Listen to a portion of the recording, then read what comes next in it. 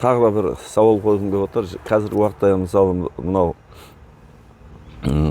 спорт саласы болсын, біздерде оңтүстік бағанайын көкпар, шабандоздар көп біздерде мысалы. Солар травма алып жатады мысалы. Иә. Аяқтарды сындырып алады, кейде жаңағындай тобықтарды сындырып жарылып кетіп жатады. Кейін солар жылдай болып жаңағындай бұлтты кезде қақсатады, орнына келмей жатады. Кейбіреулер төбелестен травма алады, оның да орнына келмей жатады. Соған осындай ауруларға негізінде бір сіздің айтқаның неңіз бар да, осы ара дауа болады деген бір сөзіңіз бар да, осыған да бір толыққанды бір жауап беріп кетсеңіз. Иә. Сұрағыңыз өте орынды. Мынау жарақат алған жер болады ғой. Спортшылар болсын, жұмысы көкпаршы болсын, сол жарақат алған жер, оны жазылу үшін сол жарақат алған жерге жағдай болу керек. Жағдай деген ең бірінші мынау жылулық болу керек.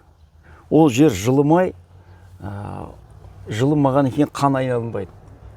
Қан айналынбаған екен сол қақсайды, ауырады.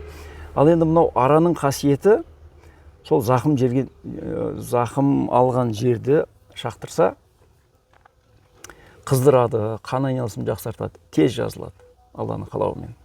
Менде бір осы ініміз келді, көкпарда аяғы екі аттың ортасына қап кетіп, аяғыма қайыр жіберген.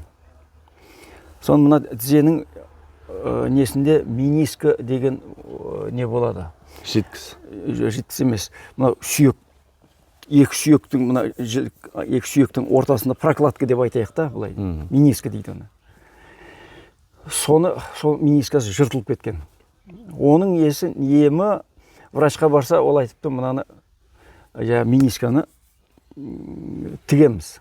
Жыртылып кеткен. Операция жасаймыз деген.